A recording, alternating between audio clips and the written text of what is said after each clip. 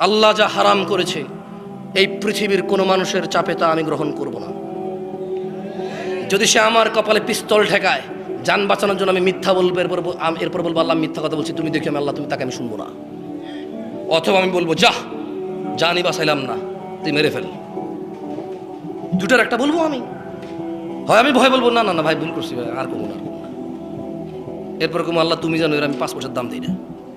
অথবা আমি বলবো যে হ্যাঁ বলছি তুই কি করবি কর। দুটার একটা বলবো আমি। তোকে ভয় পেয়ে বেঁচে থাকার মানে কি রে? তোকে ভয় পেয়ে বেঁচে থাকতে হবে কি বলিস? তুই নিঃশ্বাসের মালিক না, তুই জীবনের মালিক না, তুই জান্নাতের মালিক না, তুই আসমান থেকে কিছু নাজিল করতে পারিস না, খুঁটিবিহীন ওই আসমান তুই তৈরি করিসনি, এই জমিন তুই ছাদ বিছানা হিসেবে বানাসনি। তোকে ভয় পেয়ে চলতে হবে বেঁচে থাকার মানে কি তাহলে?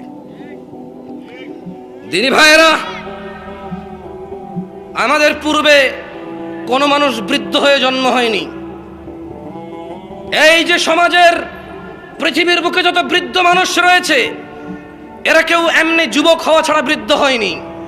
তুমি একলা যুবক নও যে যা খুশি তা করে বেড়াবা। মনে রাখবা তোমার দাদা যুবক ছিল, বৃদ্ধ হয়েছে, মৃত্তিকায় মাটিতে পরিণত হয়েছে। তোমার বাবা যুবক ছিল, বৃদ্ধ হয়েছে। আফটার 20 ইয়ার্স তুমি নিজেও বৃদ্ধ হয়ে লাঠি ছাড়া হাঁটতে পারবা না।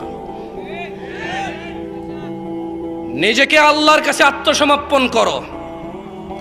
ওমা আতাকুমুর রাসূল ইয়া নাস, হে মানুষ, যা আল্লাহ দিয়েছে, আল্লাহর রাসূল দিয়েছে যা, ফাখুযু, তা তোমরা গ্রহণ করো।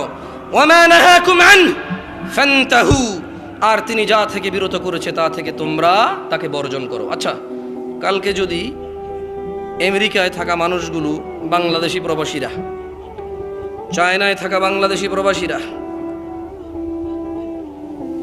দুবাইতে থাকা বাংলাদেশি প্রবাসীরা, জাপানে থাকা বাংলাদেশি প্রবাসীরা, ধরে নেন কালকে জাপানের সরকার বলল চলো আমরা একটা দিবস করি, প্রত্যেক মানুষ বছরে একদিন উপস্থিত হয়ে মদ পান করব, সবাইকে 1 বোতল করে মদ দেওয়া হবে আর পান করব। কেন? আমরা আজকের দিনে একটু ভুলে থাকতে চাইব, দুঃখ, এটা আমাদের দিবস হবে দুঃখ ভোলা দিবস। এই দিবসের নাম কি হবে? দুঃখ ভোলা দিবস।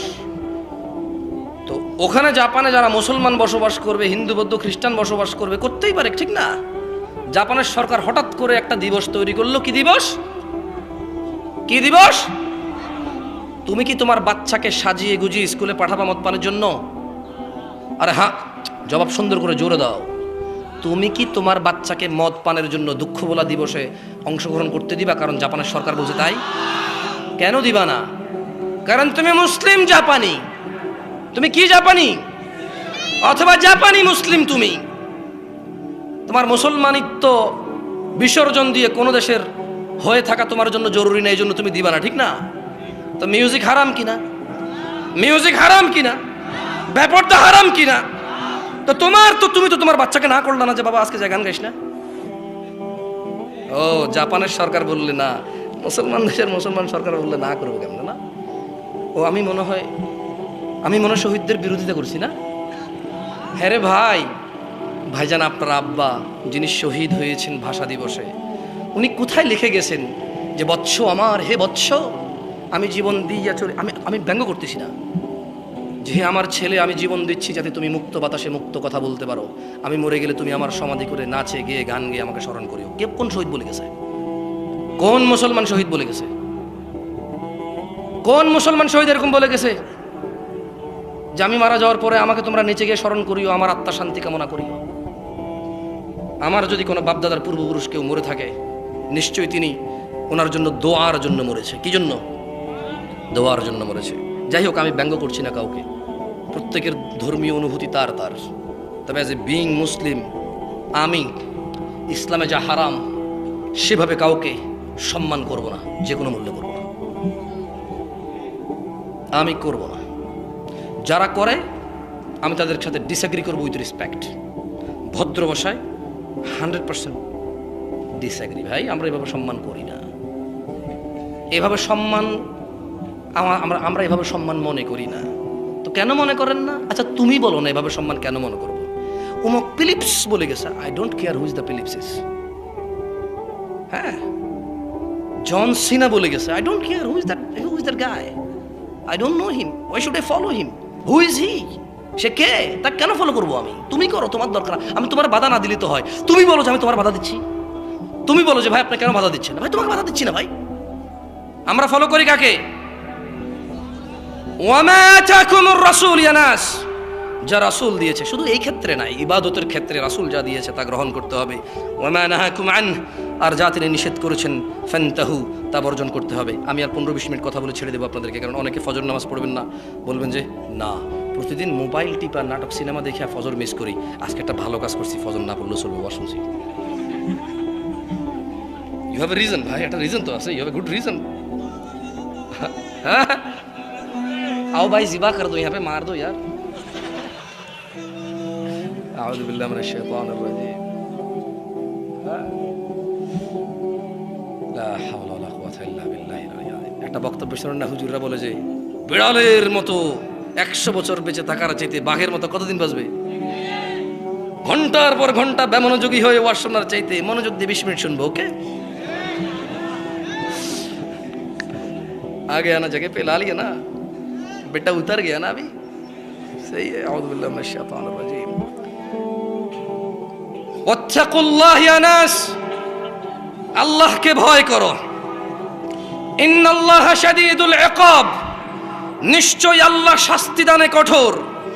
عن عبد الله بن مسعود رضي الله عنه قال, আব্দুল্লাহ ইবনে মাসউদ রাদিয়াল্লাহু আনহু থেকে বর্ণিত, তিনি বলেন قال رسول الله صلى الله عليه وسلم, আল্লাহর রাসূল সাল্লাল্লাহু আলাইহি ওয়াসাল্লাম বলেছেন, ইন্নাহু লাইসা শাইউন ইউকাররিবুকুম ইলাল জান্নাহ ইল্লা ক্বাদ আমারতুকুম বিহ, নিশ্চয় এমন সকল কিছুই তোমাদের জান্নাতের কাছাকাছি নিয়ে যাবে, তার প্রত্যেকটি আমি তোমাদের নির্দেশ দেওয়া ছাড়া ছেড়ে দেইনি। কোথায় তারা যারা বলে সব কিছু কি কোরআন হাদিসে আছে, যারা বলে সব ফতোয়া কি কোরআন হাদিসে আছে, যারা বলে ইসলাম 1450 বছর পুরনো, আজকের নতুন সমস্যার ইনস্ট্যান্ট ঝটপট সলিউশন কি কোরআন হাদিসে আছে, তারা কোথায়? তারা কেন এই হাদিসটা পড়ছে না? তারা কেন এই হাদিসটা পড়ছে না? মুসান্নাফ ইবনে আবি শাইবাতে আছে, মুস্তাদরাকে আছে, আল হাকিম বাইহাকিতে আছে, এটা কেন তারা পড়ছে না?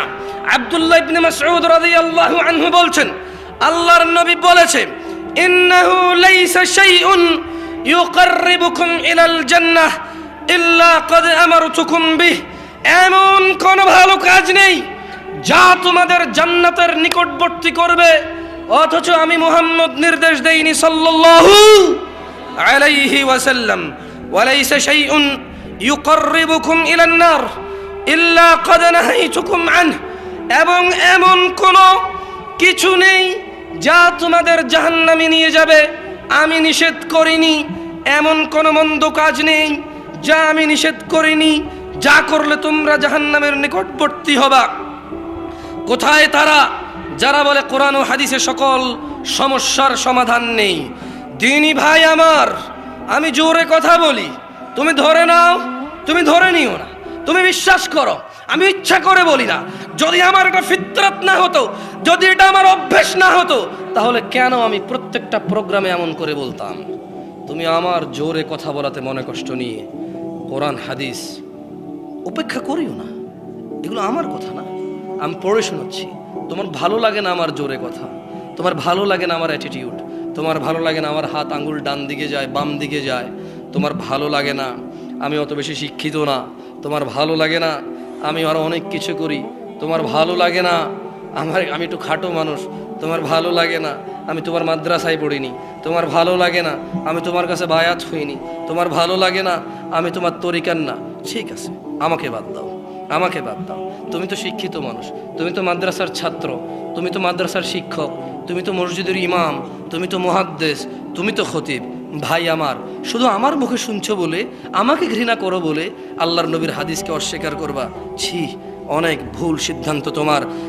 ইসলাম অল্প সংখ্যক মানুষ দ্বারা সূচনা হয়েছিল, আবারও তা অল্প সংখ্যক মানুষে ফিরে যাবে। আন আবি হুরায়রা রাদিয়াল্লাহু আনহু قال, আবু হুরায়রা রাদিয়াল্লাহু আনহু থেকে বর্ণিত, তিনি বলেন قال রাসূলুল্লাহ সাল্লাল্লাহু আলাইহি ওয়াসাল্লাম, আল্লাহর রাসূল সাল্লাল্লাহু আলাইহি ওয়াসাল্লাম বলেছেন, বাদা আল ইসলামু গরীবা, বাদা আল ইসলামু কি, বাদা আল ইসলামু গরীবা, বাদা আল ইসলামু গরীবা, ইসলামের আবির্ভাব, ইসলামের সূচনা হয়েছিল অপরিচিত অবস্থায়। ওয়াসায়াউদু কামা বাদা গরীবা, অচিরেই ইসলাম আবার শুরুর মতো অপরিচিত অবস্থায় ফিরে যাবে। ওয়াসায়াউদু কামা বাদা গরীবা, অচিরেই তা আবার শুরুর মতো অপরিচিত অবস্থায় ফিরে যাবে। কেউ সঠিক ইসলাম চিনবে না, কেউ সঠিক ইসলাম চিনবে না। জামশেদ মজুমদারও বাদ পড়ে যেতে পারে, বাদ পড়ে যেতে পারে এদেশের শত মোল্লা মুন্সি, মুহাদ্দিস, মুফতি, শাইখুল হাদিস, পীর, আউলিয়া কেরাম, সাধারণ মানুষ তো বাদ পড়ে যেতেই পারে। قال رسول الله صلى الله عليه وسلم بدا الاسلام غريبا, ইসলামের সূচনা হয়েছে অপরিচিত অবস্থায়। ওয়াসায়াউদু কামা বাদা গরীবা, অচিরেই তা আবার শুরুর মতো অপরিচিত অবস্থায় ফিরে যাবে। ফাতুবা লিল গুরাবা, সুতরাং এরূপ অপরিচিত অবস্থায় যারা সঠিক ইসলামের উপর টিকে থাকবে তাদের জন্য সুসংবাদ। ফাতুবা লিল গুরাবা, সুসংবাদ তাদের জন্য, খুশির খবর তাদের জন্য, জান্নাত তাদের জন্য, আল্লাহর সন্তুষ্টি তাদের জন্য, জাহান্নামের মুক্তি তাদের জন্য, জান্নাতের সুখ বিলাসিতা তাদের জন্য। ফাতুবা লিল গুরাবা, যারা অপরিচিত অবস্থায় চলে যাওয়ার পরও সঠিক ইসলামে টিকে থাকবে।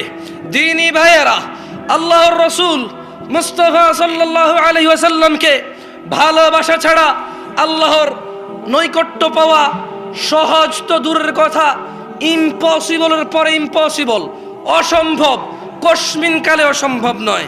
কামা কাল আল্লাহু তাআলা, যেমনটা আল্লাহ তাআলা কোরআনুল কারীমে বলেছেন, কুল, ও মুহাম্মদ সাল্লাল্লাহু আলাইহি সাল্লাম বলুন, ইন কুনতুম তুহিব্বুনাল্লাহ, বলে দিন ও দুনিয়ার মানুষরা যারা দাবি করো ভালোবাসো আল্লাহকে, ফাত্তাবিউনি, দাবি যদি সঠিক হয় মুস্তাফা সাল্লাল্লাহু আলাইহি সাল্লামকে অনুসরণ করো। ইউহিব্বুকুমুল্লাহ, তুমি খালি মুহাম্মদকে ভালোবাসো সাল্লাল্লাহু আলাইহি ওয়াসাল্লাম, আল্লাহ নিজেই তোমাকে ভালোবাসবে। ওয়া ইয়াগফির লাকুম যুনুবাকুম, আল্লাহ ভালোবেসে তোমার সমস্ত গুনাহ ক্ষমা করবে। ওয়াল্লাহু গফুরুর রহিম, আর তিনি আল্লাহ অত্যন্ত ক্ষমাশীল, পরম দয়ালু।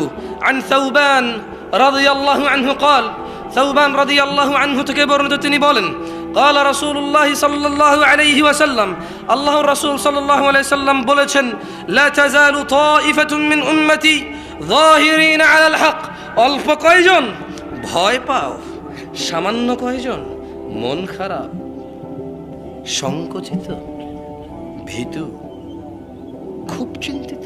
কেন?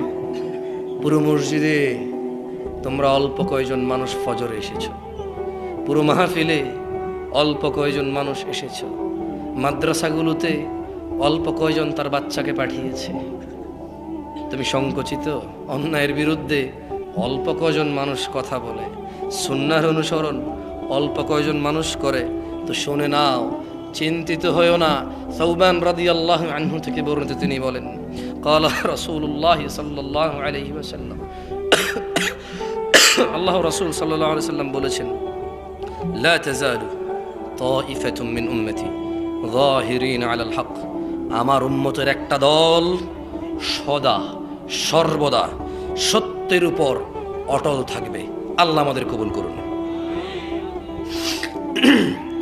لا يضرهم من خذلهم حتى يأتي أمر الله وهم كذلك, কোন লাঞ্ছনাকারীর লাঞ্ছনা তাদের কোনো ক্ষতি করতে পারবে না যতক্ষণ না কিয়ামত হয়ে যায়। আর এই আমার উম্মতের এই সংখ্যক লোকগুলো সর্বদা সত্যের উপর এভাবেই টিকে থাকবে। কি ভাই, আমি তো যাবো, গেল যাইবেন আর কি, আমিও যাবো। এত রাত ওয়াজ করা যায়? মানুষের শরীর তো। আয়োজকরা কি মনে করে সামনে লোকগুলো গাধা আর বক্তা মুলা, যতক্ষণ ঝুলে রাখবে বসে থাকবে? এভাবেই তো হচ্ছে না। 12টা বাজবে কেন? আমি দুঃখিত, আমি আয়োজন গোটে খারাপ বলতেছি না, আমার ঠোঁট কাটা মানুষ, অহংকারী মনে করিয়েন না। সুযোগ পাইছি, মাথায় উঠে গেছি, এটাই। না ডাকলে কি করতাম? প্লিজ মাঝে মধ্যে ওয়াজ মাহফিল আমাকে একটু ডাকিয়েন, টুকটাক কথা বলার সুযোগ করে দিয়েন। হয়তো এরকম বলতে হয়তো, আল্লাহ মাফ করে, আস্তাগফিরুল্লাহ। যাই হোক, 2-3টা হাদিস কোরআন পড়ে আমি আসলে বিদায় নিই। যেভাবে হুন্ডা স্টার্ট হচ্ছে, সাউন্ড হামকো বড়া মজা নেই আ রা ইয়ার। अब क्या करे, इंसान है, खुलिकल इंसान दईफा। আল্লাহ বলছে যে মানুষকে আল্লাহ বানাইছে দুর্বল চিত্তে। কি চিত্তে? দুর্বল। মাঠ ভর্তি মানুষ হইলে মনে চায় সারা রাত ওয়াজ করি। 1-2জন উঠে গেলে কত মানুষই তো বসে আছে, উঠছে মাত্র 1-2জন, মনটা এত খারাপ হয়ে যায় কেন হয় জানি না। আউযু বিল্লাহি মিনাশ শাইতানির রাজীম। একদিনই ভাইরা 2-একটা নসিহত করে তোমাদের চলে যাই। যুবক ভাইরা আমার, 30 বছরের নিচে কারা আছে? উঠে দাঁড়াও তো একটু দেখি। 30-এর নিচে, 30-এর নিচে উঠো, দাঁড়াও। আর কত বইবা? হাওয়া বাতাস যা আছে বাইর করো। লা ইলাহা ইল্লাল্লাহ। সব কি 30-এর নিচে? बैठो। ও ভাই, স্লোগান বন্ধ করেন ভাই। কি হয়েছে ভাই? রাজনীতি শুরু করেছেন নাকি? বসেন। স্লোগান দিয়ে কিছু হইলে বহুত কিছু হয়েছে, তো আরো বহুত জায়গায় হয়। খালি একটা পুলিশ এসে বলবে যে कोई नहीं दिखेगा इधर। जिसने बोला नारा तकबीर सबसे पहले भागेगा भाई। থাক, পরিস্থিতি ঘোলায়েন না, কথাবার্তা বলার সুযোগ দিছে আল্লাহ, ওদেরকে তৌফিক দিক, আরো সুযোগ করে দেওয়ার। আল্লাহ ওদেরকে এবং আমাদেরকে, ওদের এবং আমাদের হৃদয়ের যে দূরত্বতা রয়েছে তা দূর করে দিন কল্যাণের জন্য। আল্লাহ তাআলা আমাদের ও আমাদের শাসকদের মধ্যে ন্যায় প্রতিষ্ঠার তৌফিক দান করুন। আমাদের শাসকদের অত্যাচার থেকে আল্লাহ আমাদেরকে আশ্রয় দিন, এবং ওদের মধ্যে যে কল্যাণ আছে আল্লাহ সর্বোচ্চ কল্যাণটুকু আমাদেরকে দান করুন। আমরা যাতে সুন্দরভাবে তাদের সাথে চলে তাদের ভুল সিদ্ধান্তগুলোর সুন্দর ভদ্র ভাষায় প্রতিবাদ করতে পারি, আল্লাহ আমাদেরকে সেই তৌফিক দান করুন। আমি বলবো, যিনি আপনি বলেছেন গান গাইলে শহীদের শ্রদ্ধা হয়, আপনি একটু বলেন না শহীদ ব্যক্তি কোন সায়েন্স, কোন আর্টসে, বৈজ্ঞানিক কোন থিওরিতে মরার পর গান গাইলে ওর সম্মান হয়? যদি ব্যাখ্যা দিতে পারেন আমিও গাইব। যদি বলে দিতে পারেন ছেলে মেয়ে একাকার হয়ে যদি গান সারাদিন গান গেয়ে আর বুঝাই যে ওরা মারা গেছে আমাদের জন্য, ওদেরকে আমরা স্মরণ করতেছি, এই স্মরণ ওদের কোনো কাজে আসবে যদি কোনো সায়েন্স দিয়েও বুঝাই দিতে পারেন, ধর্ম বাদ দিলাম, যদি সায়েন্স দিয়ে বুঝাই দিতে পারেন, তবে আমি বলবো ঠিক আছে আপনি করেন, তবে আমি তাও করবো না হারাম মিউজিকের জন্য। কেমন? তবে আমার মনে হয় আপনি বুঝাইতে পারবেন সায়েন্স। আরে ভাই, সায়েন্স অনেক সত্য জিনিসেরই অস্বীকার করে, এটা তো নাই। সায়েন্স সত্য বুঝতে 200 বছর লেগে যায়। কথা বোঝেন নাই? চাঁদের আলো নাই, সূর্যের আলো আছে, এটা বুঝতে 1400 বছর লাগছে সায়েন্সের। কয় বছর লাগছে? হ্যাঁ, কয় বছর? চাঁদের নিজস্ব আলো নেই, সূর্যের আলো আলোকিত হয়, সায়েন্স এটা বুঝতে কতশো বছর লাগছে? কতশো? আমরা 1450 বছর আগ থেকে জানি, আলহামদুলিল্লাহ। তো সায়েন্স অনেক সত্য জিনিসে জানতে 1000-1500 বছর লেগে যায়, এই জিনিস তো নাই। যাই হোক, যুবক ভাই আমার, প্রাণ প্রিয় দিনী ভাই আমার, আল্লাহ সুবহানাহু ওয়া তাআলা আমাদের সৃষ্টি করেছেন সুন্দরতম অবয়বে। 10টা 5টা সিম চালাইয়া 10টা 5টা মেয়ের সাথে প্রেম করার জন্য নয়, যেভাবে তিনি চেয়েছেন সুন্দর করে বানিয়েছেন আমাদের। সূরা আল ইমরানে আল্লাহ বলছেন, হুয়াল্লাযী ইউসাউয়িরুকুম ফিল আরহামি কাইফা ইয়াশা, তিনি মাতৃগর্ভে যেভাবে ইচ্ছে তোমাদের আকৃতি গঠন করেন। লা ইলাহা ইল্লা হুয়াল আজিজুল হাকিম, তিনি ছাড়া অন্য কোনো সত্য ইলাহ নেই, তিনি প্রবল পরাক্রমশালী। ভাই আমার, তুমি গান বাজনায় মেতে থাকিও না। ওয়ামিনান নাসি মান ইয়াশতারি লাহুয়াল হাদিসি লিয়ুদিল্লা আন সাবিলিল্লাহি বিগাইরি ইলমিন ওয়া ইয়াত্তাখিযাহা হুজুয়া উলাইকা লাহুম আযাবুন মুহিন। যুবক ভাই ও বোন আমার, মানুষের মধ্যে কেউ কেউ আল্লাহর পথ থেকে বিচ্যুত করার জন্য খারাপ বাক্য কিনে নেয়, যা আমরা গানের মধ্যে পাই, জ্ঞান ছড়াই। এবং আল্লাহর দেখানো পথ নিয়ে তারা ঠাট্টা বিদ্রুপে মেতে ওঠে, তাদের জন্য রয়েছে যন্ত্রণাদায়ক শাস্তি। দিনী ভাই আমার, রাসূলুল্লাহ সাল্লাল্লাহু আলাইহি সাল্লাম বলেছে, দিনী বোন আমার, আল্লাহর নবী বলেছেন, আমার উম্মতের কিছু লোক মদের নাম পাল্টিয়ে তা পান করবে। তাদের সামনে গায়িকারা বিভিন্ন বাদ্যযন্ত্র সহকারে গান করবে। আল্লাহ তাআলা তাদের ভূগর্ভে বিলীন করে দেবেন শাস্তি দিয়ে, এবং কিছু কিছু লোকের আকৃতিকে বিকৃত করে দেবেন, বানর ও শূকরের মতো পরিণত করে দেবেন। ভয় পাও বানর হওয়া থেকে, ভয় পাও শূকর হওয়া থেকে, মাতৃগর্ভে ভূগর্ভে বিলীন হওয়া থেকে ভয় পাও। গান বাজনা ভালো জিনিস নয়, অসার বাক্য ব্যতীত, শয়তানের ফাঁদ ব্যতীত আর কিচ্ছু নয়। ইয়া আইয়ুহাল্লাযীনা আমানু, হে তোমরা যারা ঈমান এনেছো, ইন্নামাল খামর ইয়া শিবাব আহলুল মুনাফিকের ফাঁদে পা দিও না, মুনাফিকদের ফাঁদে পা দিও না। তারা বলে তারা মুসলিম, তারা বলে তারা মুসলিম, তারা বলে তারা তোমাদের হিতাকাঙ্ক্ষী, তারা বলে তারা তোমাদের সুবন্টন করবে, তোমাদের কল্যাণকামী তারা। খবরদার, মুনাফিকের ফাঁদে পা দিও না। তারা চায় তোমরা নেশায় মত্ত হয়ে তোমরা তোমাদের জীবনটাকে জাহান্নামের দিকে উজাড় করে দাও। তারা চায় তোমরা শয়তানের ফাঁদে পা দিয়ে তোমরা আল্লাহ দ্রোহিতায় মেতে ওঠো, রাসূল দ্রোহিতায় মেতে ওঠো। অথচ আল্লাহ চায় তোমরা সফলতার দিকে এগিয়ে আসো, আল্লাহ চায় তোমরা সফল হও।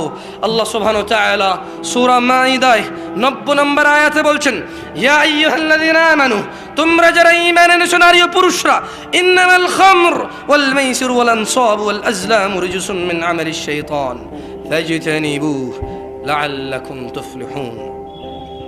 হে মুমিন নর নারীরা, নিশ্চয় মদ, জুয়া, মূর্তি পূজার বেদী ও ভাগ্য নির্ণয় করার শর্ত কেবল ঘৃণার বস্তু, শয়তানের কাজ।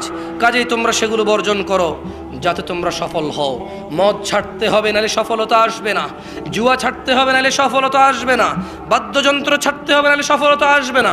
শিরক কুফরি ছাড়তে হবে, নাহলে সফলতা আসবে না। ইবনে আব্বাস রাদিয়াল্লাহু আনহুমার বর্ণনায় রাসূল সাল্লাল্লাহু আলাইহি সাল্লাম বলেছেন, আল্লাহ তাআলা মদ, জুয়া, তবলা ও সারেঙ্গি হারাম করেছেন। তিনি আরো বলেন, নেশাগ্রস্ত করে এমন প্রত্যেক বস্তু হারাম। ইয়াবা হারাম, হেরোইন হারাম, বিয়ার হারাম, অ্যালকোহল জাতীয় যত কিছু আছে যা মানুষকে নেশাগ্রস্ত করে, এমন প্রত্যেক বস্তু হারাম। দ্বীনি ভাইরা, রাসূলুল্লাহ সাল্লাল্লাহু আলাইহি সাল্লাম বলেছেন, আমার উম্মতের মধ্যে এমন অনেক সম্প্রদায় হবে যারা জিনা, ব্যভিচার, রেশমি কাপড়, মদ পান, বাদ্যযন্ত্র, গান বাজনাকে হালাল করবে। অন্য এক হাদিসে আসছে, রাসূলুল্লাহ সাল্লাল্লাহু আলাইহি সাল্লাম বলেন, যেই ব্যক্তি দুনিয়াতে মদ পান করবে ও তাওবা করবে না, সে আখিরাতে তা থেকে বঞ্চিত হবে। দিনী ভাই আমার, যুবক ভাই আমার, চুরি ডাকাতি করে মদ পান করার জন্য সবর করো, দুনিয়াতে মদ পান করিও না। আল্লাহ আখিরাতে এমন মদ পান করাবে যা তোমাকে নেশাগ্রস্ত করবে না, আনন্দিত করবে।